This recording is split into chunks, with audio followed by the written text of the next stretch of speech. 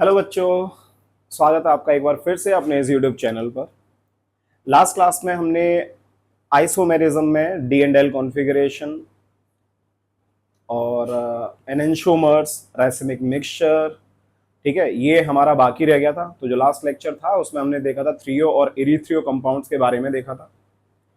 आज की जो क्लास है, आज की क्लास में हम लोग बेसिक आइडिया लेने वाले हैं किसके बारे में, इनऑर्गेनिक केमिस्ट्री के बारे में। ठीक है, सो ये कोई चैप्टर नहीं है, ये just general information in organic chemistry की, जिसके समझने के बाद हम लोग स्टार्ट करेंगे periodic classification of elements. So 2 track हम लोग चलाएंगे। अभी आइसोमेरिज्म में 2 से 3 लेक्चर्स मेरे बाकी हैं, तो उनको भी मैं पैरेलल में कंप्लीट कर दूंगा और इधर इनऑर्गेनिक केमिस्ट्री भी मैं स्टार्ट कर दूंगा। ठीक है, सो कह सकते हैं इस टॉपिक का नाम जो है वो क्या है। सो मैंने इसका नाम रखा है जनरल इनऑर्गेनिक केमिस्ट्री। अब बेटा ये जो लेक्चर है, आज के लेक्चर में हम 2 इंपॉर्टेंट चीज के बारे में डिस्कशन करेंगे। ठीक है, बट उससे पहले हमें ये समझने की जरूरत है कि इनऑर्गेनिक केमिस्ट्री है क्या, हमें इसके अंदर पढ़ना क्या है। क्लियर है? सो कंटिन्यू देखते रहिए इस वीडियो को और आपको सीखने को मिलेगा आज के 2 इंपॉर्टेंट टॉपिक, और वो टॉपिक कौन से हैं कुछ समय में आपको पता लगने वाला है। सो जनरल इनऑर्गेनिक केमिस्ट्री, बेसिकली हम शुरुआत करते हैं एकदम छोटी सी चीज से, और वो छोटी चीज है हमारे लिए कौन सी? मैटर। ठीक है, ये 7th 8th क्लास में बेटा आप लोगों को पढ़ाया जाता है ना साइंस के अंदर। कौन सा चीज? मैटर। अब जो ये मैटर है, मैटर क्या है? सो हम लोग कह देते हैं सिंपली कि भाई कोई भी ऐसी चीज जिसका कुछ ना कुछ मास हो और वो कुछ ना कुछ स्पेस ऑक्यूपाई करती हो, उसको हम लोग क्या कहेंगे? मैटर कहेंगे। क्लियर है? सो मैटर को हमने बेसिकली क्लासिफाई किया है कितने पार्ट्स में? 2 पार्ट्स में क्लासिफाई किया है। एक है हमारे पास फिजिकल और एक है हमारे पास कौन सा? केमिकल। एक केमिकल है और एक फिजिकल है। फिजिकल स्टेट में आपको क्या देखने को मिलेगा कि इसकी जो 3 स्टेट होंगी फिजिकल में, कौन कौन सी? पहला है सॉलिड, दूसरा है हमारे पास लिक्विड, और तीसरा है हमारे पास गैस। मतलब मैटर जो है ये किस किस स्टेट में हमें मिल सकता है? तो सॉलिड में भी प्रेजेंट हो सकता है, लिक्विड में भी हो सकता है, और गैस में। मतलब कोई भी ऐसी चीज जिसका कुछ ना कुछ मास हो और वो कोई ना कोई स्पेस ऑक्यूपाई कर रही हो, वो क्या है? हमारा मैटर है। और वो मैटर किस में मिल सकता है? सॉलिड में फेज में भी मिल सकता है, लिक्विड फेज में भी मिल सकता है, और गैसियस फेज में भी मिल सकता है। क्लियर है? केमिकल की बात करें तो केमिकल में भी हम लोग डिवाइड करें इसको तो ये 2 पार्ट्स में डिवाइड होगा। कौन कौन सा? तो एक आता है हमारे पास जिसको हम लोग बोलेंगे, एक होगा प्योर और एक होगा मिक्सचर की फॉर्म में। किस फॉर्म में होगा? मिक्सचर की फॉर्म में। एक तो प्योर बोल देंगे, प्योर फॉर्म में होगा, और एक मिक्सचर की फॉर्म में होगा। प्योर जो है बेटा, इसको भी हमने कितने पार्ट्स में डिवाइड किया? 2 पार्ट्स में। कौन कौन सा पार्ट है इसका? तो एक को हमने कह दिया कौन सा? एलिमेंट, और एक को क्या बोल दिया बेटा? कंपाउंड्स। क्या बोल दिया? कंपाउंड्स। तो एक कंपाउंड्स हो गया और कौन से हो गए? एलिमेंट्स हो गए। क्लियर है? अब जो एलिमेंट्स हैं, एलिमेंट्स इनऑर्गेनिक केमिस्ट्री में यदि हम लोग बात करेंगे तो इसके भी 3 पार्ट्स हैं। कौन कौन सा? तो पहला जो पार्ट होगा बेटा इसका, उसको हमने बोला मेटल्स। दूसरा कौन सा है हमारे पास? Non metals. और तीसरा जो है हमारा, दैट इज मेटलॉइड्स।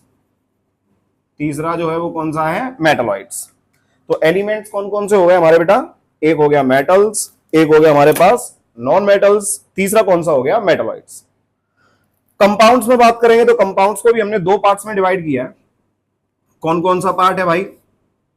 तो या तो ये इनऑर्गेनिक कंपाउंड्स हो सकते हैं, ठीक है, और या फिर ये ऑर्गेनिक कंपाउंड्स हो सकते हैं। क्लियर है? कंपाउंड्स कैसे हो सकते हैं? या तो इनऑर्गेनिक हो सकते हैं या फिर कौन से हो सकते हैं? ऑर्गेनिक कंपाउंड्स हो सकते हैं। क्लियर है? मिक्सचर की बात करें तो मिक्सचर के अंदर 2 तरीके के मिक्सचर आपको मिल सकते हैं। कौन कौन सा? एक हो सकता है आपका बेटा होमोजीनियस मिक्सचर, और एक हो सकता है आपका कौन सा, हेट्रोजीनियस मिक्सचर। Heterogeneous mixture. तो ये बेसिकली हमने क्या देख लिया, क्लासिफिकेशन देख लिया किसका, मैटर का। ये भाई बचपन की चीजें हैं सारी की सारी, राइट। सो हम क्यों सीख रहे हैं, क्योंकि स्टार्टिंग यहीं से करनी है, एकदम स्क्रैच से स्टार्ट कर रहा हूं बेटा मैं इनऑर्गेनिक केमिस्ट्री, एकदम स्क्रैच से। तो आप बस समझते चलिए, ध्यान देते चलिए क्या चल रहा है क्लास के अंदर। सो मैंने पहले देखा कि फिजिकल में क्या आ सकता है, या तो सॉलिड फेज में आ सकते हैं, लिक्विड फेज में आ सकते हैं, या फिर गैसियस फेज में आ सकते हैं। केमिकल में देखेंगे तो या तो प्योर होंगे या फिर कैसे होंगे, मिक्सचर होंगे, मिक्सचर की फॉर्म में होंगे। प्योर में एलिमेंट्स, कंपाउंड्स, एलिमेंट्स कौन से हैं, metals, non metals, metalloids. Compounds में इनऑर्गेनिक कंपाउंड या फिर ऑर्गेनिक कंपाउंड्स। मिक्सचर की बात करेंगे तो या तो होमोजीनियस मिक्सचर हो सकता है या फिर हेट्रोजीनियस मिक्सचर हो सकता है। इनकी मैं डेफिनेशंस नहीं लिखा रहा हूं, बट मैं आपको एक एक चीज के बारे में थोड़ा सा आइडिया देता हूं कि बेसिकली ये है क्या। फिजिकल स्टेट की बात करें तो भाई जैसे सब लोग जानते हैं H2O है ना, पानी। तो पानी की बात करें तो वो किस किस फेज में एग्जिस्ट कर सकता है, या तो सॉलिड फेज में एग्जिस्ट कर सकता है, या वो लिक्विड फेज में एग्जिस्ट कर सकता है, या फिर वो गैसियस फेज में भी एग्जिस्ट कर सकता है। क्लियर है। तो ये तो जस्ट फेज हो गए, on the basis of phase. Clear है। केमिकल में बात करें तो बेटा एक है मेरे पास प्योर और एक है मेरे पास मिक्सचर की फॉर्म में।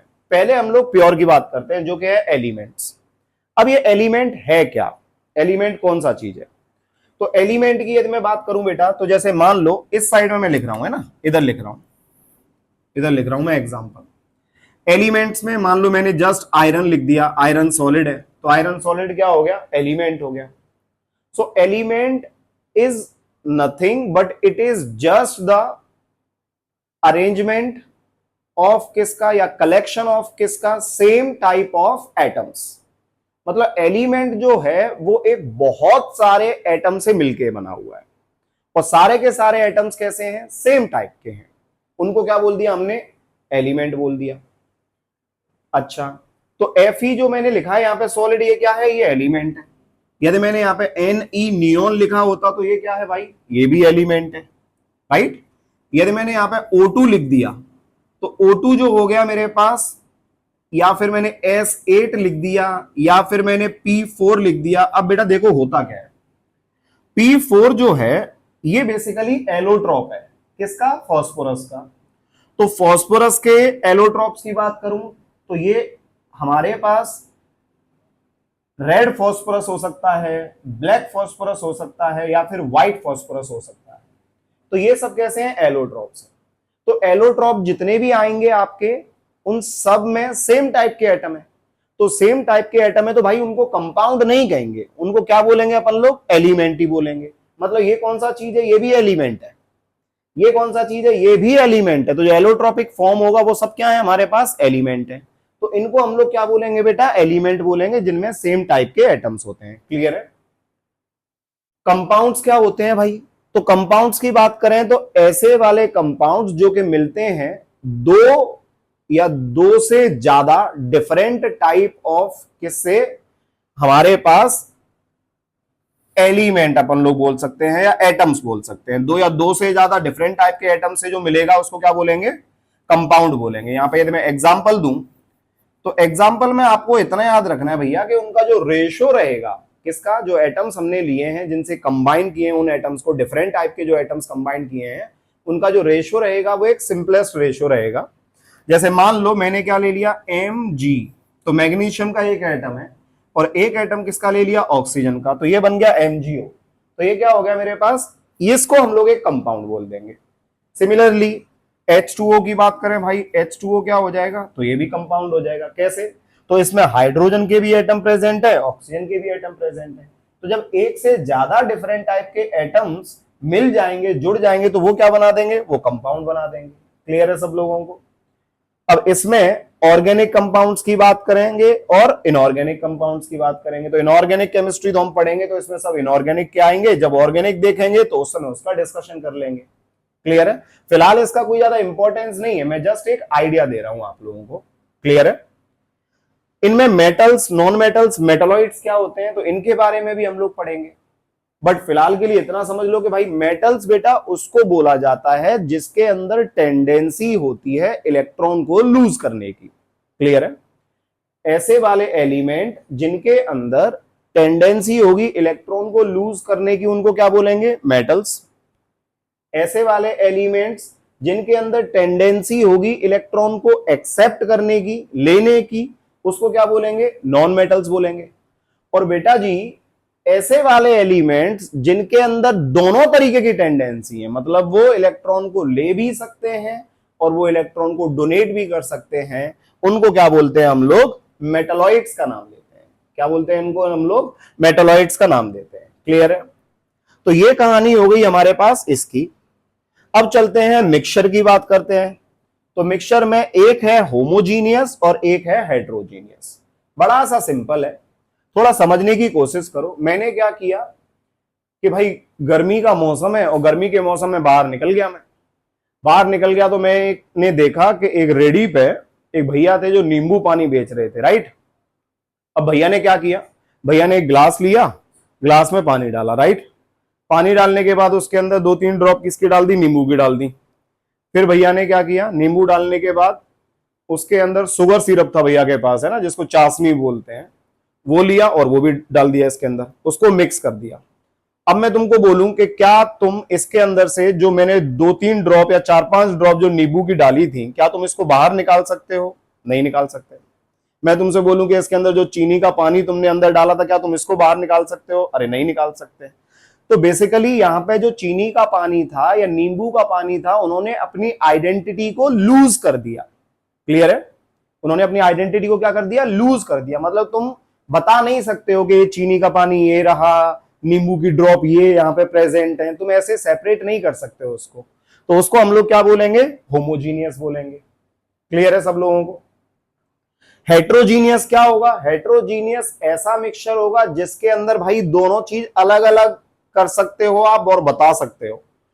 जैसे मैंने 2-3 पत्थर लिए और 2-3 पत्थर को लेके मैंने पानी में डाल दिया, और 2-3 पत्थर को मैंने पानी में डाल दिया, तो भैया अब ये जो मेरे पास सॉल्यूशन होगा ये कैसा होगा हमारे पास, या मिक्सचर होगा वो कैसा होगा? हेट्रोजीनियस मिक्सचर होगा।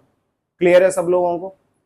सो जहां पे मेरे पास कॉम्पोजिशन कैसा आ रहा है? सेम आ रहा, आइडेंटिकल आ रहा है, और अपनी आइडेंटिटी को वो क्या कर पा रहे हैं? लूज कर पा रहे हैं बेटा।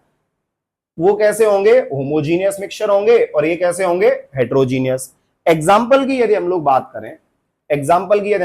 करें बेटा, जैसे होमोजीनियस के अंदर हम लोग बात करें क्या, तो जो बेटा अलॉय होते हैं, कौन? अलॉयज, ये सब कैसे होते हैं? होमोजीनियस मिक्सचर होते हैं।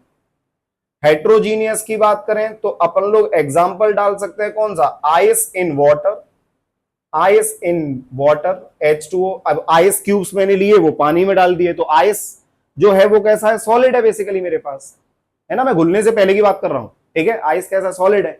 और H2O मैंने लिक्विड ले रखा है, तो अभी कैसा होगा? ये हेट्रोजीनियस होगा।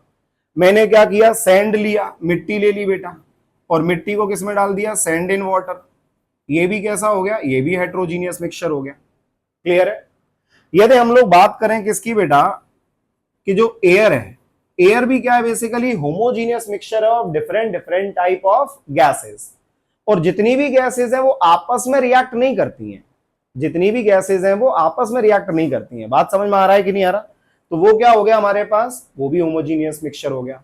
तो homogeneous in short, different types of, जब मेरे पास चीजें प्रेजेंट हों किसी के अंदर जिसके अंदर तुम इजीली उसको सेपरेट नहीं कर सकते हो, तो उसको हम लोग क्या बोलेंगे? होमोजीनियस मिक्सचर बोलेंगे। ठीक है? और जब फेज कैसे आ रहे हो? डिफरेंट आ रहे हो, उसको क्या बोलेंगे? हेट्रोजीनियस। इसी में एक एग्जांपल और ले लूं बेटा, जैसे मैंने तुम्हें क्या बोला, एक है मेरे पास कौन सा, जो भी मेरे पास कोलॉइडल सॉल्यूशंस होते हैं ना, कोलॉइडल सॉल्यूशंस क्या होते हैं, तो ये सरफेस केमिस्ट्री में मैं आपको बताऊंगा कोलॉइडल सॉल्यूशंस किसे कहते हैं। तो कोलॉइडल सॉल्यूशंस हो गए, ये भी क्या हो गए मेरे पास? हेट्रोजीनियस मिक्सचर्स हो जाएंगे। क्लियर है? सो ये हो गया हमारे पास बेसिक कहानी, एकदम छोटी सी कहानी। ठीक है? सच पूछूं तो इसका कोई ज्यादा इंपॉर्टेंस है नहीं। ठीक है? क्योंकि ये आप लोग already 10th class 9th class में पढ़ चुके हो। ठीक है? बट हम लोगों को एकदम स्क्रैच से स्टार्ट करना था, इसीलिए मैंने जस्ट इसको स्टार्ट किया है मैटर को। ठीक है? सो इसके बाद हम लोग बढ़ते हैं आगे, और हमारी क्लास बेसिकली अब स्टार्ट हुई है। ठीक है? और हम जो पढ़ने जा रहे हैं बेटा उसका नाम है आइसो सीरीज। क्या पढ़ने जा रहे हैं हम लोग? Iso series. तो जो बच्चे इसको नोट डाउन करेंगे वो प्लीज नोट डाउन करिए इसको, ठीक है? फिर मैं उसके बाद आगे बढ़ता हूं। चलिए,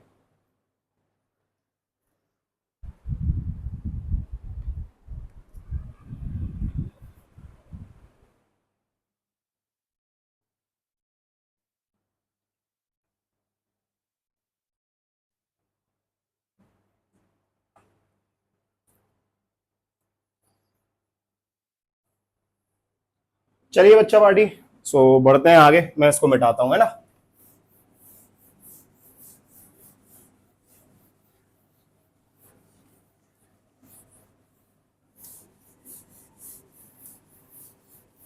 सो ये हो गया हमारा बेसिक आइडिया किसके बारे में? मैटर के बारे में। अब हम लोग एक इंपॉर्टेंट चीज स्टार्ट करने वाले हैं जिसका नाम है कौन सा? Iso series. अब आइसो सीरीज क्या है उससे पहले हमें समझना पड़ेगा बेटा रिप्रेजेंटेशन ऑफ किसका? Of an element. कि कोई भी हमारा जो एलिमेंट होता है उसको रिप्रेजेंट करने का तरीका क्या है, उसको रिप्रेजेंट कैसे करेंगे। तो बेटा इसमें इस साइड में मैं क्या लिख देता हूं? यहां पे लिख देता हूं रिप्रेजेंटेशन। रिप्रेजेंटेशन ऑफ किसका? Of an element. Of an element. Element का जो रिप्रेजेंटेशन होगा बेटा उसको हम लोग अभी रिप्रेजेंट कर रहे हैं किससे? एक्स से। किसी भी एलिमेंट को रिप्रेजेंट करेंगे किससे? एक्स से। अब इनऑर्गेनिक केमिस्ट्री कहानी स्टार्ट हो गई, ध्यान से समझते चलना, ठीक है? एक्स से हमने किसी भी एलिमेंट को रिप्रेजेंट किया। नीचे यहां पे मैंने लिख दिया जेड और ऊपर क्या लिख दिया मैंने? ए। अब ये है क्या? तो बेटा जो जेड है इसको हम लोग बोलते हैं कौन सा चीज? Atomic number. क्या बोलते हैं इसको? एटॉमिक नंबर बोलते हैं। और जो ए है, ए को बोलते हैं हम लोग कौन सा चीज? ये हो गया मास नंबर। कौन सा हो गया मेरे पास? ये मास नंबर। तो एक एटॉमिक नंबर है और एक कौन सा है मेरे पास? मास नंबर है। क्लियर है? या फिर इसको एटॉमिक मास भी बोल देंगे अपन लोग। क्या बोल देंगे इसको? एटॉमिक मास भी बोल सकते हैं। तो यहां पर मास नंबर ना लिख के इसको लिख दो क्या? एटॉमिक मास लिख दो। क्लियर है? ये ए एटॉमिक मास हो गया। अब जो जेड होता है एटॉमिक नंबर, यही बेसिकली किसके बराबर होता है? ये बराबर होता है नंबर ऑफ प्रोटॉन्स के बराबर। किसके बराबर? Number of protons. या फिर बोल दोगे नंबर ऑफ इलेक्ट्रॉन्स के बराबर भी होता है। मतलब जेड जो होगा बेटा, जेड जो होगा, जेड जो है ये क्या बताएगा? नंबर ऑफ प्रोटॉन्स बताएगा। नंबर ऑफ प्रोटॉन्स बताएगा और यही नंबर ऑफ इलेक्ट्रॉन्स भी बताएगा। कब?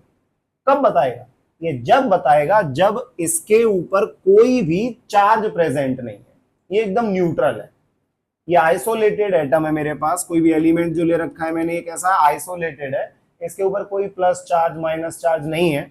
तो उस कंडीशन में जो ये नीचे वाला Z है ये क्या बताएगा? नंबर ऑफ प्रोटॉन्स बताता है। और यही क्या बताएगा? Number of electrons.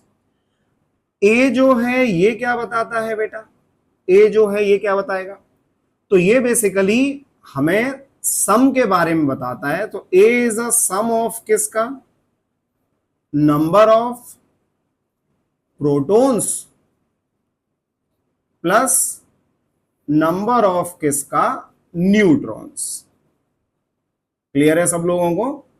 जो ए है ये क्या बता रहा है हम लोगों को? Number of protons plus neutron का जो सम होगा उसके बारे में कौन बताएगा? ए बताएगा। क्लियर है?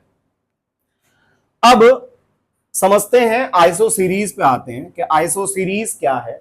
बट उससे पहले इसमें एक छोटा सा एग्जांपल और दे दूं जिससे आपको एकदम क्लियर हो जाए, एकदम क्लियर हो जाए क्या है क्या नहीं है। मान लो मैंने एग्जांपल लिया किसका? कार्बन का। मैंने कार्बन लिख दिया है ना, कार्बन को रिप्रेजेंट कर दिया। कार्बन का बेटा एटॉमिक नंबर जो होता है वो होता है 6। अभी तुम्हें किसी को टेंशन लेने की जरूरत नहीं है कि इसका 6 कैसे आया या ये सब कहानी क्या है क्या नहीं है। धीरे धीरे धीरे धीरे मैं सब सिखा दूंगा, एकदम सब सिखा दूंगा। क्लियर है सब लोगों को? जब हम लोग स्टार्ट करेंगे पीरियोडिक क्लासिफिकेशन ऑफ एलिमेंट, ये सब रटा दूंगा मैं तुम लोगों को, किसका एटॉमिक नंबर कितना होता है, किसका मास नंबर क्या होता है। सो इसमें कार्बन का मैंने यहाँ पे 6 लिख दिया और इसका एटॉमिक मास कितना लिख दिया, 12। ठीक है, अब यहां से कोई पूछेगा कि भैया इसके पास नंबर ऑफ इलेक्ट्रॉन्स कितने हैं, तो नंबर ऑफ इलेक्ट्रॉन्स मैंने क्या बताया आपको, जब कोई चार्ज प्रेजेंट नहीं है इसके ऊपर तो जो नंबर ऑफ इलेक्ट्रॉन होंगे वो Z के बराबर होंगे, तो बेसिकली क्या बोल सकते हैं, नंबर ऑफ इलेक्ट्रॉन 6 है इसके पास। ठीक है, किसी ने बोला कि नंबर ऑफ प्रोटॉन कितने हैं, तो नंबर ऑफ प्रोटॉन अगेन कौन बताएगा भाई, वो भी यही बताएगा, तो कितने आ जाएंगे, इसके पास भी 6 आ जाएंगे। अब किसी ने बोला कि नंबर ऑफ न्यूट्रॉन्स कितने होंगे, तो बेटा जब नंबर ऑफ न्यूट्रॉन्स की बात करेंगे तो ये बराबर होंगे किसके, तो ये आपको इस वाली वैल्यू में से A में से Z को माइनस करना पड़ेगा। क्या करना पड़ेगा, A में से Z को माइनस करना पड़ेगा, क्योंकि ये जो 12 है ये 12 सम है किसका, प्रोटॉन का और न्यूट्रॉन का। तो जब इसके सम में से इसको माइनस कर दोगे तो क्या बचेगा, न्यूट्रॉन बचेगा, मतलब 12 minus 6 is equals to 6। This is the number of neutrons. Clear है, तो इस तरीके से हम क्या कर सकते हैं, कैलकुलेट कर सकते हैं कि इलेक्ट्रॉन कैसे निकालेंगे, प्रोटॉन कैसे निकालेंगे और न्यूट्रॉन कैसे निकालेंगे। क्लियर है सब लोगों को, और यही बेसिकली हमारी क्या है, ये फंडामेंटल पार्टिकल्स कहा जाता है इनको। क्या कहा जाता है, किसी भी एटम के अंदर जो फंडामेंटल पार्टिकल्स हैं वो कौन कौन से हैं, इलेक्ट्रॉन, प्रोटॉन, न्यूट्रॉन। इसके बारे में भी मैं आपको डिटेल में बताऊंगा सब कुछ जब मैं आपको चैप्टर पढ़ाऊंगा एटॉमिक स्ट्रक्चर या स्ट्रक्चर ऑफ एटम। क्लियर है सब लोगों को, सो ये भी सीखेंगे हम लोग। बट फिलहाल अब वापस आते हैं हम लोग किसके पास, आइसो सीरीज के पास, कि आइसो सीरीज क्या है। ध्यान से सुनना, क्योंकि अभी मैं आपको पढ़ा रहा हूं आइसो सीरीज, यही काम आता है कब, 12th क्लास में। रेडियो एक्टिविटी एक चैप्टर है, केमिकल काइनेटिक्स के बाद में रेडियो एक्टिविटी एक चैप्टर है फिजिकल केमिस्ट्री में, उसमें भी इसको कराते हैं। तो 2-3 चैप्टर हैं, एटॉमिक स्ट्रक्चर की बात करें उसमें भी ये आइसो सीरीज को बताते हैं। तो आप अच्छे से समझ लो कि क्या होता है आइसो सीरीज, तो आगे वाले चैप्टर्स में फिर दोबारा इसको ज्यादा ध्यान देने की जरूरत नहीं पड़ेगी आपको। ठीक है, तो चलिए करते हैं शुरुआत। सबसे पहले आइसो सीरीज में बेटा पहला जो आता है हमारा, उसका नाम है आइसोटोप्स। पहला कौन सा चीज है, आइसोटोप्स। अब ये आइसोटोप्स किसे कहते हैं भैया, तो शॉर्टकट ये है, याद रखने का तरीका क्या है कि यहां पे आइसोटोप्स में ये पी आ रहा है ना, तो पी बोले तो प्रोटॉन, पी बोले तो क्या चीज, प्रोटॉन। मतलब ऐसी वाली स्पीसीज which has कौन सा चीज, सेम नंबर ऑफ प्रोटॉन्स। मतलब ऐसी वाली स्पीसीज जिनके पास सेम नंबर ऑफ प्रोटॉन्स होंगे उनको क्या बोलेंगे, आइसोटोप्स बोलेंगे। क्या बोलेंगे बेटा जी, उनको आइसोटोप्स बोलेंगे। क्लियर है सब लोगों को, ठीक है। अब जैसे इसके एग्जाम्पल दूं कि बेटा इसका एग्जाम्पल क्या आ जाएगा, तो सुनिए ध्यान से। मैंने क्या बोला, हाइड्रोजन लिया, यहां पे ये है 1H1, यहां पे हाइड्रोजन लिया, ये है 1H2, यहां पे हाइड्रोजन लिया, ये है 1H3। तो भाई साहब यहां से हमें क्या निकालना है, मान लो मैंने यहां पे लिख दिया इलेक्ट्रॉन, यहां पे क्या लिख दिया प्रोटॉन, यहां पे क्या लिख दिया न्यूट्रॉन। मुझे इन तीनों में इलेक्ट्रॉन, प्रोटॉन, न्यूट्रॉन निकालने हैं। तो सबसे पहले इसके इलेक्ट्रॉन की बात करूं तो चार्ज एक के पास भी नहीं है, तो इसके पास इलेक्ट्रॉन कितना होगा, 1। इसके पास इलेक्ट्रॉन कितना दिख रहा है, इसके पास भी 1 दिख रहा है। इसके पास भी इलेक्ट्रॉन कितना दिख रहा है, इसके पास भी 1 दिख रहा है। क्लियर है, तो इलेक्ट्रॉन तो सबके पास 1 हो गए। प्रोटॉन की बात करेंगे तो प्रोटॉन भी किसके बराबर होगा, वही प्रोटॉन भी होगा। तो प्रोटॉन कितना आ गया इसके पास 1 आ गया। इसके पास भी प्रोटॉन कितना है, इस पे भी 1 है। इसके पास प्रोटॉन कितना है, इस पे भी 1 है प्रोटॉन। तो इलेक्ट्रॉन और प्रोटॉन सबके पास कैसे हैं, सेम। लेकिन न्यूट्रॉन की बात करें तो न्यूट्रॉन क्या होता है भाई साहब, यहां पे देखेंगे तो एटॉमिक मास जो है उसमें से इस चीज को माइनस करना पड़ेगा आपको। तो यहाँ पे 1 में से 1 जब माइनस करोगे तो कितना आ जाएगा, 0। तो इसके पास तो न्यूट्रॉन 0 है। दूसरे वाले के पास बात करेंगे तो 2 में से 1 गया तो बेटा कितना बचा, 1। तो इसके पास न्यूट्रॉन 1 आ गया। यहाँ पे 3 में से 1 गया तो कितना बचा, 2। इसके पास न्यूट्रॉन कितने आ गए, 2। क्लियर है। सो हाइड्रोजन के क्या बोलेंगे, हमारे पास 3 आइसोटोप्स होते हैं, 1H1, 1H2 एंड 1H3। बेटा इनको हम लोग जानते हैं किस नाम से, ये जो है इसको बोलते हैं हम लोग प्रोटियम। क्या बोलते हैं इसको, प्रोटियम। क्या बोलते हैं इसको? प्रोटियम। ये जो है 1H2 इसको बोलते हैं बेटा हम लोग ड्यूटेरियम। क्या बोलेंगे इसको? ड्यूटेरियम बोलेंगे। और जो ये 1H3 है इसको बेटा हम लोग जानते हैं किस नाम से? ट्रीटियम। किस नाम से जानते हैं? ट्रीटियम। तो जब आप लोग किताबें देखोगे तो हो सकता है आपको, हो सकता नहीं है, होता है, क्लियर है, आपको किस नाम से दे देगा? H की जगह पे D लिख देगा। तो D का मतलब क्या हो गया? ड्यूटेरियम हो गया। इस H की जगह पे क्या लिख देगा? T लिख देगा। तो T का मतलब क्या हो गया? ये ट्रीटियम हो गया। तो बेसिकली आज के बाद कोई हमसे पूछेगा कि हाइड्रोजन के कितने आइसोटोप्स होते हैं, तो 3 होते हैं। कौन कौन सा? प्रोटियम, ड्यूटेरियम और ट्रीटियम। तीनों में डिफरेंस किस चीज का भैया? नंबर ऑफ न्यूट्रॉन्स का। प्रोटियम के अंदर कितना है? 0। ड्यूटेरियम में कितना है? 1। और ट्रीटियम में कितना हो गया? 2। क्लियर है? ऐसे ही यदि मैं कार्बन की बात करूं तो मान लो ये कार्बन ले लिया और यहां पर एटॉमिक नंबर 6 और ये कितना हो गया? 12 हो गया। सिमिलरली एक और मैंने ले लिया कार्बन 6 और ये कितना आ गया? 14 आ गया। तो ये भी क्या आ गया बेटा? ये कार्बन के आइसोटोप्स हो गए। कौन कौन सा? 6C12 और 6C14। फिर से एक बार चेक करो। इलेक्ट्रॉन की बात करें, इलेक्ट्रॉन इसके पास कितने हैं? 6। इसके पास इलेक्ट्रॉन कितने हैं? फिर से 6। प्रोटॉन की बात करेंगे तो प्रोटॉन कितने आ जाएंगे इसके पास? 6। इसके पास प्रोटॉन की बात करेंगे तो इसमें भी 6 है प्रोटॉन। इसके न्यूट्रॉन की बात करेंगे बेटा तो न्यूट्रॉन 12 माइनस 6 6 और 14 माइनस 6 कितने आ जाएंगे? 8। कितने आ जाएंगे? 8। क्लियर है सब लोगों को? सो ये हो गए हमारा आइसोटोप्स। तो आइसोटोप्स किसे कहेंगे बेटा? Isotopes are species which has same number of protons. ठीक, चलो।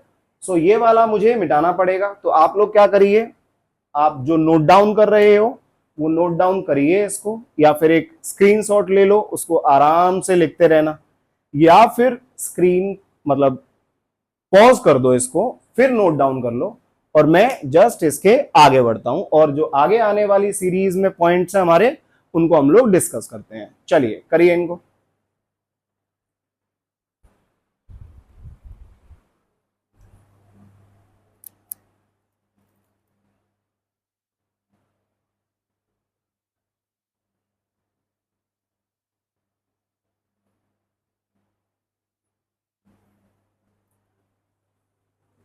चलो बेटा बढ़ते हैं ना। सो मैं ये मिटा देता हूं, पूरा ही मिटा रहा हूं मैं ना। सो आइसो सीरीज में पहला जो पढ़ा हम लोगों ने, कौन सा पढ़ा बेटा? आइसोटोप्स। चलिए आइसोटोप्स के बाद बढ़ते हैं आगे।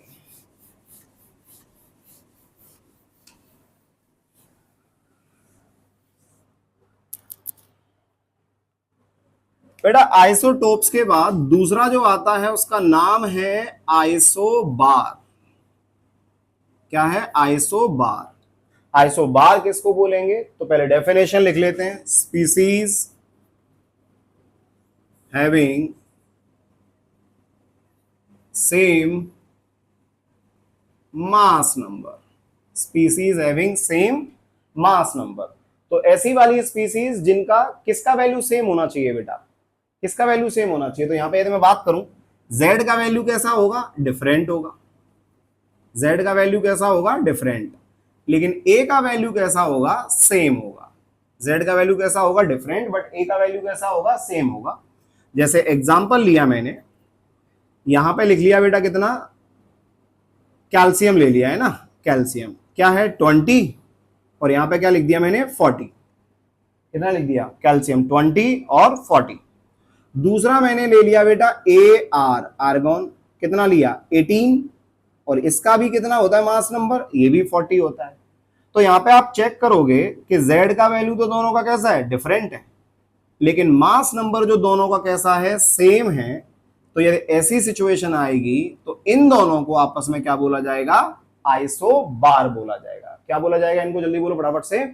आइसोबार। क्या बोला जाएगा? फिर से बोलो एक बार जल्दी से। आइसोबार। तो species having same mass number but different the value of किसका? Z are called isobar. Clear है? 2 पॉइंट हो गए। बढ़ते हैं बेटा जी अपन लोग तीसरे के पास। उसका नाम है आइसोटोन्स। कौन सा चीज है हमारे पास? Isotones.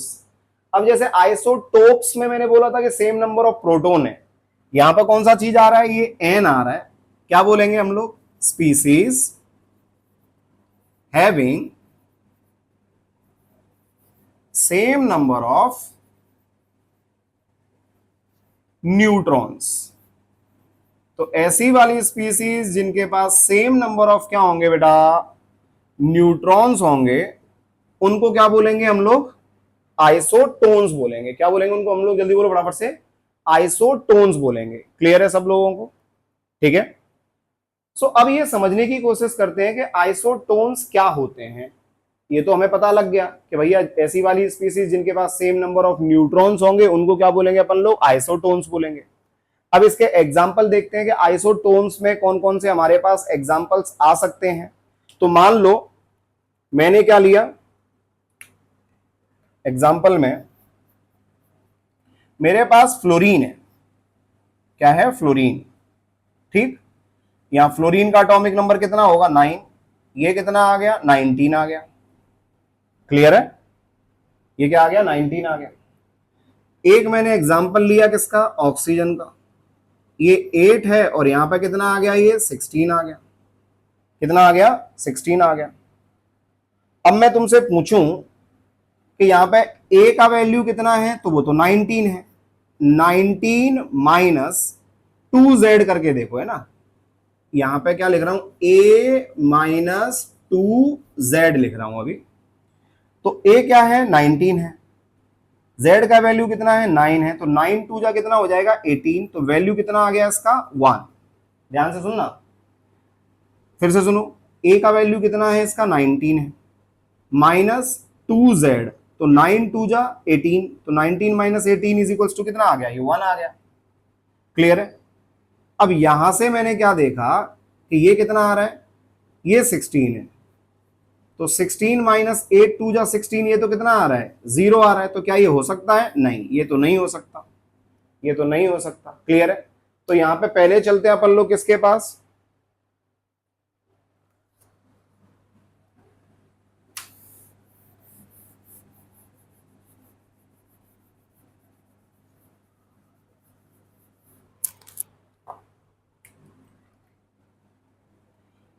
Same number of neutrons के लिए क्या होना चाहिए हमारे पास? ये जो वैल्यू है किसी भी एलिमेंट को कैसे रिप्रेजेंट करते थे? एक्स। ये क्या होता था? जेड। ये क्या होता था? ए। तो ए माइनस जेड का वैल्यू कैसा आना चाहिए? सेम आना चाहिए। ए माइनस जेड का वैल्यू कैसा आना चाहिए? सेम आना चाहिए। तो मान लो यदि मैं यहां पर दूसरा वाला आइसोटोप लेता, कैसे? ये फ्लोरीन है और ये 9 है और ये कितना है? 19 है। तो यहां पे ए कितना है? 19 है। माइनस ये वैल्यू कितना दे रखा है बेटा? ये 9 दे रखा है। तो 19 माइनस 9 कितना हुआ? ये 10 आ गया। ध्यान से सुनना होगा ना। अब मैंने ऑक्सीजन लिया होता 8 और यहां पे मैं क्या लिख दूं बेटा? 18। क्या लिख दूं यहां पे? 18। तो अब आप एक बात बताओ, 18 में से 8 गए तो कितना बचा? 10। तो इसके पास कितने आ रहे हैं वैल्यू? 10। और इसकी भी वैल्यू कितनी है? 10। मतलब इसके पास न्यूट्रॉन की बात करेंगे तो कैसे निकाला? 19 माइनस 9 विच इज 10 और 18 minus 8 which is also 10। That's why इन दोनों को हम लोग आपस में क्या बोलेंगे? आइसोटोन्स बोलेंगे। क्या बोलेंगे? जल्दी बोलो फटाफट से। आइसोटोन्स बोलेंगे। फिर से सुनो एक बार मैंने क्या बोला।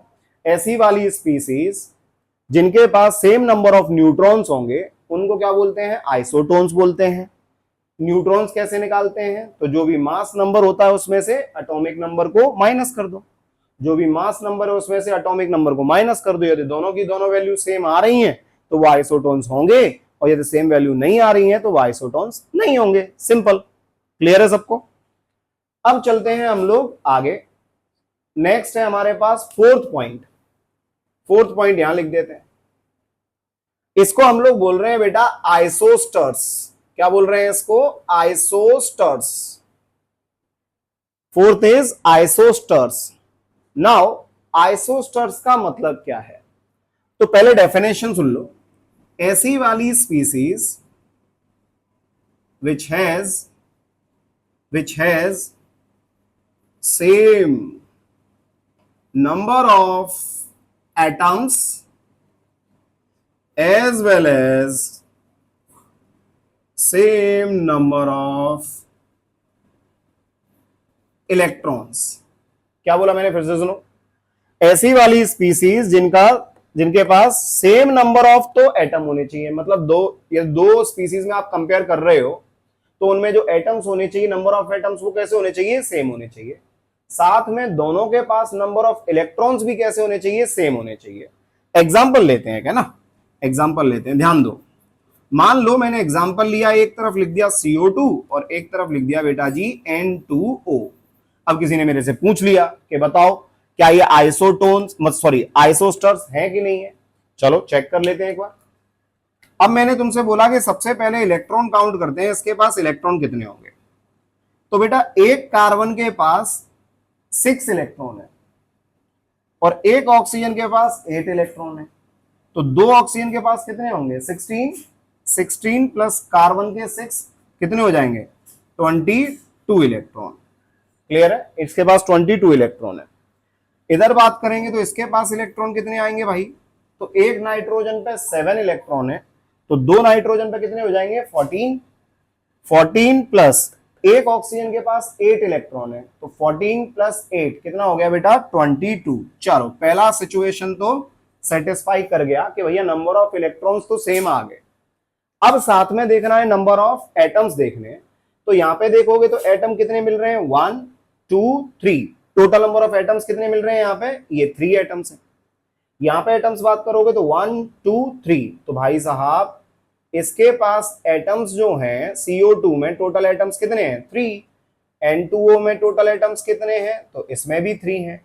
तो जो नंबर ऑफ एटम्स हैं दोनों के और नंबर ऑफ इलेक्ट्रॉन्स जो हैं दोनों के, वो भी कैसे हैं, सेम हैं। इसीलिए CO2 and N2O both are आइसोस्टर्स, दोनों आपस में क्या हैं, आइसोस्टर्स हैं।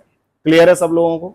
सो हमने क्या क्या पढ़ लिया बेटा, isotopes, isotones, isobars and isosters. Clear है, अभी और भी हैं, आप लोग इसको नोट डाउन करिए, फिर हम लोग आगे बढ़ते हैं।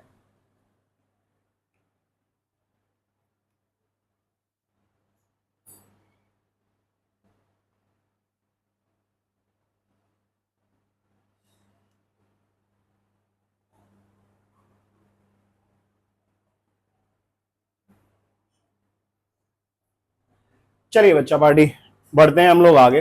ठीक है, मिटा रहा हूं बेटा जी, है ना इसको। जो नोट डाउन नहीं कर पाता है प्लीज पॉज कर लिया करो थोड़ा सा वीडियो, ठीक है, फिर आराम से आप लोग उसको नोट डाउन कर लिया करो। ठीक है, चलो।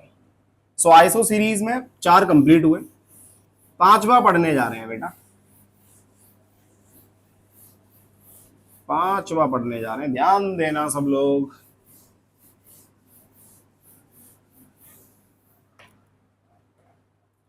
पांचवा इज बेटा आइसो डाइफर्स। ठीक है, पांचवा इज आइसो डाइफर्स। अब आइसो डाइफर्स किसको कहेंगे, तो बेटा इसको हम लोग पहले डेफिनेशन क्या दे सकते हैं, स्पीसीज हैविंग सेम डिफरेंस, ध्यान देना, species having same difference of किसका, सेम डिफरेंस ऑफ किसका, neutrons and protons, neutrons and protons. तो न्यूट्रॉन एंड प्रोटॉन का सेम डिफरेंस होना चाहिए। अब न्यूट्रॉन क्या वैल्यू कैसे निकालेंगे भाई, यहां से न्यूट्रॉन की वैल्यू कैसे निकालेंगे, तो ए जो है, ए किसके बराबर है, ए है न्यूट्रॉन प्लस प्रोटॉन के बराबर, और Z किसके बराबर है, Z है हमारे पास प्रोटॉन के बराबर। क्लियर है सब लोगों को, A जो है वो किसके बराबर है, न्यूट्रॉन प्लस प्रोटॉन के बराबर, Z किसके बराबर है, प्रोटॉन के बराबर है। अब हमें क्या निकालना है, सेम डिफरेंस निकालना है किसका, न्यूट्रॉन एंड प्रोटॉन का। क्लियर है, तो मैंने क्या बोला कि ये जो है इसमें आप चेक कर लिया करो A-2Z, जो कि मैं आइसोटोन्स में गलती से लिख दिया था। क्लियर है, A-2Z की वैल्यू हम लोगों को चेक करनी है, जिसके लिए A-2Z का वैल्यू सेम आ गया, वो सारी की सारी वैल्यू हमारी कैसी होंगी, या सारे के सारे स्पीसीज आपस में क्या होंगे, आइसोडाइफर्स होंगे। एग्जाम्पल की यदि मैं बात करूं आपसे, एग्जाम्पल की यदि मैं बात करूं तो बेटा मान लो फ्लोरीन ले लिया मैंने, है ना, फिर से फ्लोरीन, यहां पर एटॉमिक नंबर कितना है 9 और एटॉमिक मास कितना है इसका 19। एक और एग्जांपल ले लेते हैं, क्या, एक पोटाशियम ले लिया, पोटेशियम का एटॉमिक नंबर कितना होता है भाई साहब 19 और एटॉमिक मास कितना होता है 39। अब इसका पहले a-2z की वैल्यू निकालते हैं कि a-2z की वैल्यू कितनी होगी, a-2z की वैल्यू कितनी होगी। सर ये a-2z आया कहां से, अरे तो देख लो यार, यदि a में से z घटा दोगे, a में से z घटा दोगे तो ये क्या आ गया, ये न्यूट्रॉन आ जाएगा। क्या आ जाएगा, न्यूट्रॉन आ जाएगा। अब इसमें से z घटा दोगे तो ये कौन है, अरे ये प्रोटॉन है। तो ये क्या हो गया, ये हो गया दोनों का डिफरेंस, ये हो गया दोनों का डिफरेंस जो हम लोग कैलकुलेट कर रहे हैं, ये वाला वैल्यू। सो न्यूट्रॉन माइनस प्रोटॉन का जो डिफरेंस यदि सेम आएगा तो उनको क्या बोलेंगे आपस में, आइसोडाइफर्स बोलते हैं। अब ये माइनस और ये माइनस, भाई साहब कितना माइनस हो जाएगा, ये a माइनस कितना 2z, इसीलिए मैंने यहां पे लिख दिया है क्या कि a-2z जिनके लिए सेम आएगा वो क्या होंगे, आइसोडाइफर्स होंगे। अब निकालते हैं a-2z का वैल्यू। तो देखिए a का वैल्यू कितना है 19 माइनस यहां पे z कितना है 9, तो 9 2 जा 18, तो 19 माइनस 18 किसके बराबर है 1। अब इसके लिए चेक करो तो a-2z कितना आ जाएगा 39 माइनस 19 2 जा 38, तो इसका भी वैल्यू कितना आ गया 1, इसका भी 1 है, इसका भी 1 है, इसीलिए ये दोनों के दोनों आपस में क्या होंगे, आइसोडाइफर्स होंगे। क्या होंगे दोनों के दोनों आपस में, ये आइसोडाइफर्स होंगे। क्लियर है, बढ़ते हैं बच्चा बाड़ी आगे, मैं इसको मिटा देता हूं, है ना, क्योंकि ये अपने को समझ में आ गया है। चलिए भैया आगे क्या होगा, next is isostructural. Point number 6, point number 6 क्या बोलेंगे बेटा, आइसो स्ट्रक्चरल। ध्यान देना सब लोग, नाम से पता लग रहा है, आइसो मतलब सेम और स्ट्रक्चरल अरे स्ट्रक्चर। तो मान लो मैंने एक एग्जांपल दिया आपको, तो यहां पे लिख सकते हैं अपन लोग क्या कि कंपाउंड्स या स्पीसीज ही लिख दो, जब सब जगह वही लिखा हुआ है। तो species having same structure, species having कैसा, सेम स्ट्रक्चर, उनको क्या बोलेंगे आपस में, आइसोस्ट्रक्चरल। एग्जांपल, मैंने CO2 ले लिया एंड C2H2 ले लिया। तो भाई साहब आप ये देखो, ये CO2 जो है, इस CO2 का अपन लोग स्ट्रक्चर कैसे बनाएंगे, इस तरीके से। बेटा जी घबराना बिल्कुल भी मत यार, क्योंकि यहां पे जो मैं ये बना रहा हूं ये क्या है डंडे, ये कैसे आया, ये सब सीखने को मिलेगा। चैप्टर का नाम केमिकल बॉन्डिंग। आप टेंशन मत लो, जब हम पढ़ेंगे तो आपको समझ में आ जाएगा कि किस तरीके से स्ट्रक्चर बन रहा है। बट फिलहाल बस आराम से समझते चलो मैं क्या बोल रहा हूं। ये CO2 का स्ट्रक्चर है, साफ साफ दिख रहा है कि कैसा है, ये लीनियर स्ट्रक्चर है, 180 डिग्री बन रहा है भैया, ये लीनियर है। C2H2 की बात करेंगे बेटा, तो C यहां पे क्या आ जाएगा, ट्रिपल बॉन्ड, ये C, ये H, ये H, ये भी कैसा है, अरे ये भी लीनियर है, ये भी कैसा है, ये भी लीनियर है। तो बेटा ये भी लीनियर और ये भी लीनियर, दोनों लीनियर, इसीलिए ये दोनों आपस में कैसे हैं, आइसो स्ट्रक्चरल है। कैसे हैं आपस में, ये आइसो स्ट्रक्चरल है। क्लियर है, लास्ट और बचा सेवेंथ, लास्ट और बचा seventh, this is just isomers, this is what, isomers. तो इसमें क्या बोल सकते हैं, species having same molecular formula, species having same molecular formula but different in arrangement, of किसका, एटम्स, इन किसके अंदर, स्पेस। तो बेटा आइसोमेरिज्म में ये भर भर के मैंने आपको समझाया है, हमने बहुत कुछ पढ़ा हुआ है इनके बारे में। क्लियर है, सो आइसोमर्स किसे कहेंगे, ऐसी वाली स्पीसीज जिनका मॉलिक्यूलर फॉर्मूला तो सेम है बट उनका जो अरेंजमेंट है वो कैसा है, अलग अलग है, तो उनको क्या बोलेंगे आपस में, आइसोमर्स बोलेंगे। तो बच्चा पार्टी हमारे इनऑर्गेनिक की बेसिक जो आइडिया हम लोग ले रहे हैं जनरल इनऑर्गेनिक केमिस्ट्री, उसमें ये हमने पहला पॉइंट कवर किया है आज। कौन सा, कि आइसो सीरीज क्या होती हैं, कौन कौन सी आइसो सीरीज में हम लोगों को पढ़ना होता है, आइसोटोप्स क्या होते हैं, आइसोबार्स क्या होते हैं, आइसोटोन्स क्या होते हैं, आइसोस्टर्स क्या होते हैं, आइसोडाइफर्स किसको कहते हैं, आइसोमर्स किसको कहते हैं, एंड आइसोस्ट्रक्चरल किस चीज को हम लोग कहते हैं। क्लियर है? सो आप लोग इसको नोट डाउन करिए, फिर हम लोग इस लेक्चर की लास्ट बात और पढ़ेंगे और उसका नाम है बेटा क्वांटम नंबर। तो बने रहिए, छोड़िए नहीं अभी बीच में से लेक्चर को, बने रहिए, कंटिन्यू देखते रहिए। सो नेक्स्ट चीज हम लोग स्टार्ट करने वाले हैं, कौन सा चीज, क्वांटम नंबर। होता क्या है बताता हूं, जब तक आप इसको नोट डाउन करो।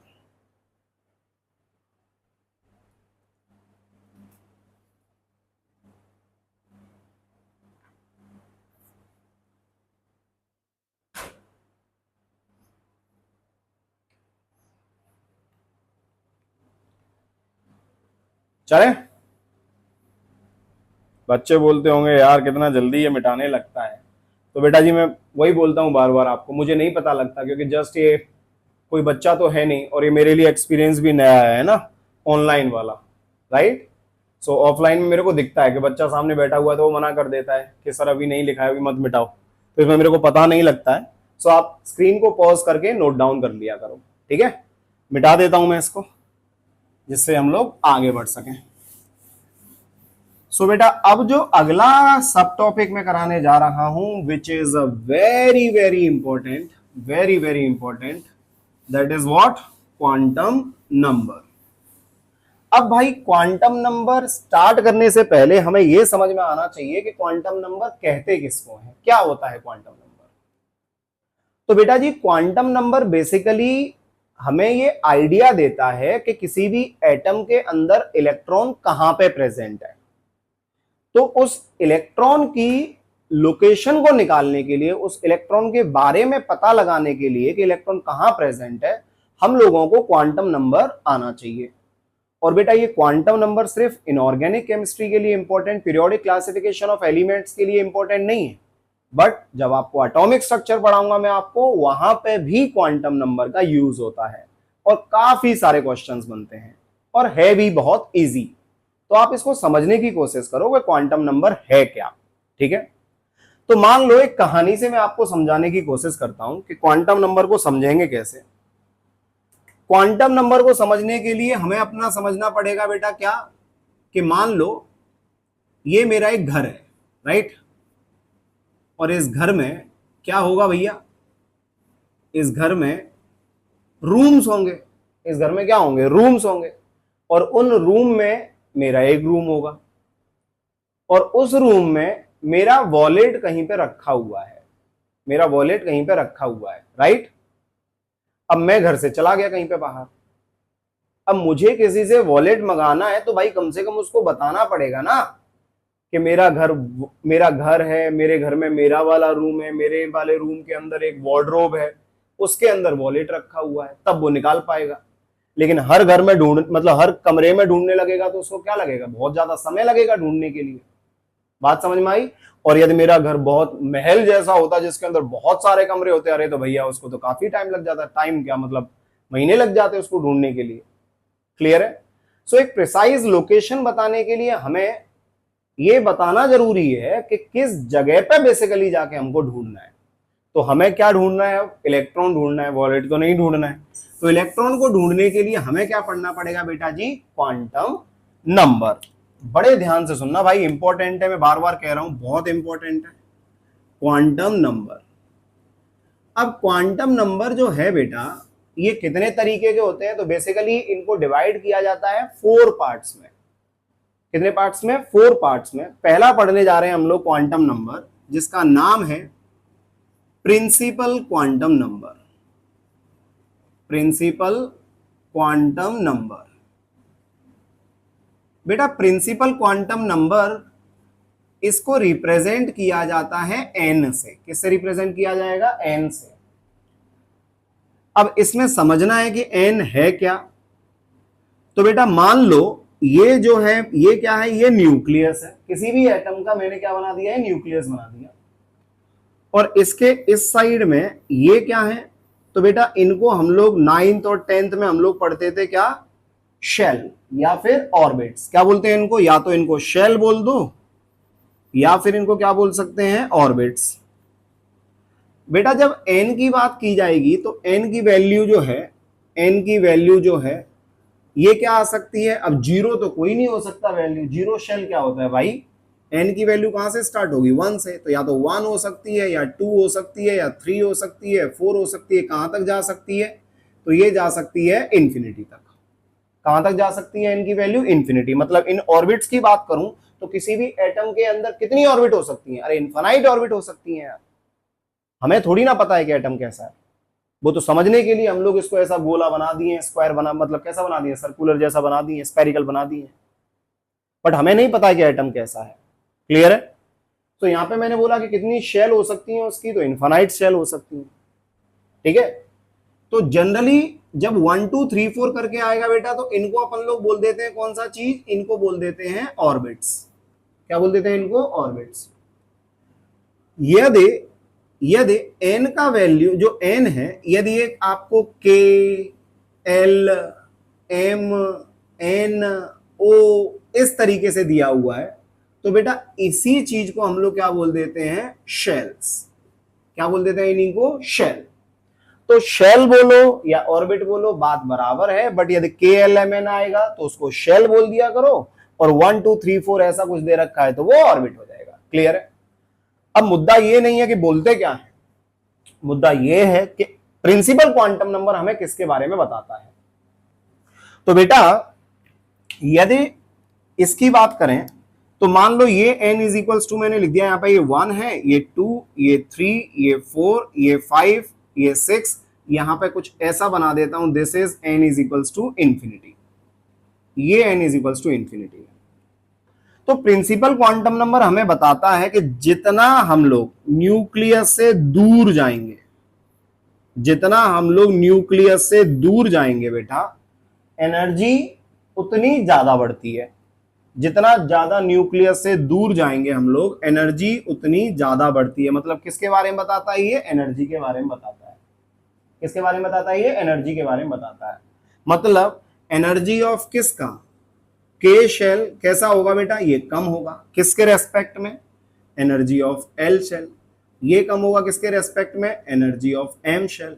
ये कम होगा किसके रेस्पेक्ट में, energy of n shell. Dash dash dash, सबसे ज्यादा एनर्जी जो होगा वो कहां पे देखने को मिलेगा, इंफिनिटी पे। इन शॉर्ट यदि हम लोग बोले कि न्यूक्लियस से जितना ज्यादा दूर जाते जाएंगे, जो एनर्जी होगा ये एनर्जी हमारा बढ़ता चलता है। तो पहला पॉइंट क्या आया, इसने हमें किसके बारे में बताया, एनर्जी के बारे में। और यहां से आइडिया क्या लगा बेटा, आइडिया क्या लगा यहां से कि जो n का वैल्यू है this is directly proportional to किससे, एनर्जी। n का वैल्यू जो है वो डायरेक्टली प्रोपोर्शनल आ गया किससे, एनर्जी। क्लियर है। दूसरा पॉइंट क्या है, दूसरा पॉइंट बेटा हमें बताता है ये किसके बारे में, साइज के बारे में बताता है कि n का वैल्यू जितना ज्यादा होता जाएगा, साइज ऑफ एटम भी क्या होता जाएगा, बढ़ता जाएगा। अरे क्या होता जाएगा, साइज ऑफ एटम भी बढ़ता जाएगा। क्लियर है। तो यहां पे हम लोग ये भी बोल सकते हैं कि as we move away from the nucleus, as we move away from the nucleus, क्या बोल सकते हैं, साइज ऑफ एन एटम क्या होगा बेटा, इंक्रीजेस। साइज क्या होता चलता है, इंक्रीज होता चलता है।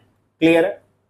सर क्या हमारे पास ये फॉर्मूला भी होता है जिसकी हेल्प से हम लोग ये बता सकें कि एनर्जी बढ़ रहा है या कम हो रहा है। यस बेटा, हमारे पास इसका फॉर्मूला भी है जहां से हम लोग क्या कर सकते हैं, अमाउंट ऑफ एनर्जी किसी भी फिक्स्ड ऑर्बिट में निकाल सकते हैं। इसके बारे में डिटेल में मैं आपको बता पाऊंगा स्ट्रक्चर ऑफ एटम के अंदर, बट यहां पे फिर भी मैं आप लोगों को एक फॉर्मूला जरूर बताना चाहूंगा कि जो फॉर्मूला आता है बेटा, ये जनरली फॉर्मूला होता है किसका, -13.6 इंटू जेड स्क्वायर अपॉन किसका, एन स्क्वायर। ठीक है।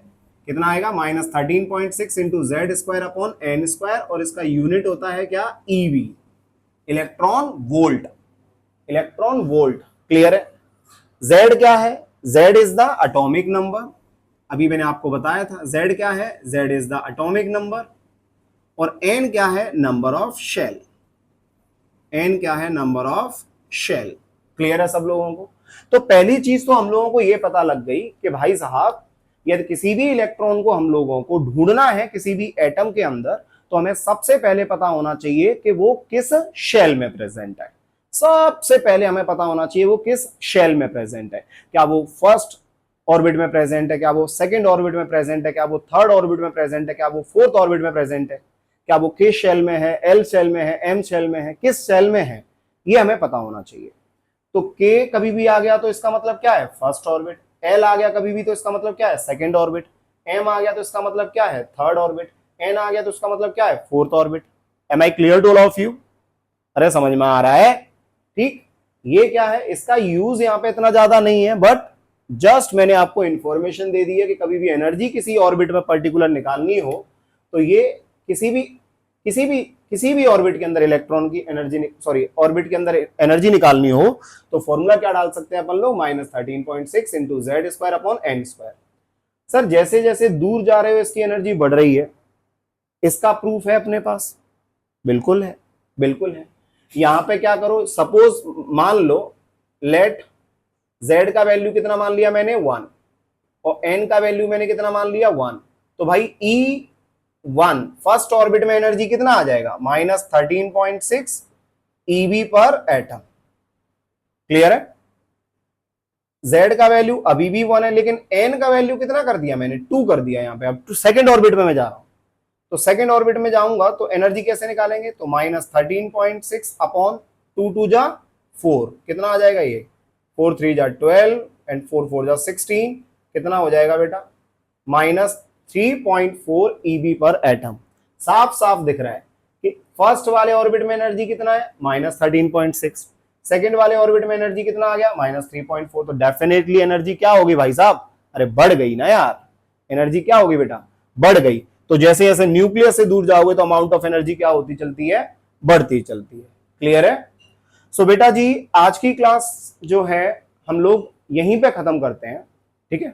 और प्रिंसिपल क्वांटम नंबर के बाद में हमारे जो नेक्स्ट क्वांटम नंबर है, जिनको अपन लोग सब्स्टिनरी क्वांटम नंबर या एंगुलर क्वांटम नंबर या फिर उसको एजीमुथल क्वांटम नंबर के नाम से भी जानते हैं, magnetic quantum number, spin quantum number, फिर कुछ प्रिंसिपल है हमारे पास। तो बेसिकली अभी मैंने क्या किया है, अभी मैंने कोई चैप्टर स्टार्ट नहीं किया है बच्चा पार्टी, मैं जस्ट आपको जनरल इंफॉर्मेशन दे रहा हूं किसके बारे में, इनऑर्गेनिक केमिस्ट्री के बारे में। सो आगे आने वाला लेक्चर जो होगा उसमें भी आपको जनरल इंफॉर्मेशन ही मिलेगा। सो मैक्स टू मैक्स एक लेक्चर ऑलरेडी हो चुका है, 2 लेक्चर और जिसमें मैं आपको बेसिक आइडिया दूंगा। जस्ट उसके बाद में मैं चैप्टर स्टार्ट करूंगा, कौन सा, पीरियोडिक क्लासिफिकेशन ऑफ एलिमेंट्स। और उस चैप्टर को हम लोग बहुत अच्छे से पढ़ेंगे, जो भी कॉन्सेप्ट है उसको अच्छे से करेंगे। साथ में हम लोग एक बुक है जिसको क्वेश्चंस भी साथ साथ में उसके सॉल्व करेंगे। प्रीवियस ईयर तो करेंगे ही करेंगे, वो तो सबसे लास्ट में करेंगे ही करेंगे, बट उससे पहले मैं आपको बताऊंगा कि कौन सी बुक है, उसको आप फॉलो करेंगे साथ साथ में। मैं साथ में आपके डिस्कशन भी करता रहूंगा और आप लोग अपना होमवर्क करते रहें और डिस्कशन के लिए वो वीडियो भी चेक करते रहें। इससे क्या होगा, इससे जो तुम्हारे डाउट्स होंगे वो भी दूर हो जाएंगे और आप क्वेश्चंस भी कर पाएंगे। ठीक है। सो आज की क्लास को बेटा यहीं पे खत्म करते हैं, मिलेंगे अपन लोग कल फिर एक लेक्चर के साथ, और उस लेक्चर में हम लोग पढ़ेंगे बाकी के बचे हुए क्वांटम नंबर्स के बारे में। तो फिलहाल के लिए bye bye, good night everyone.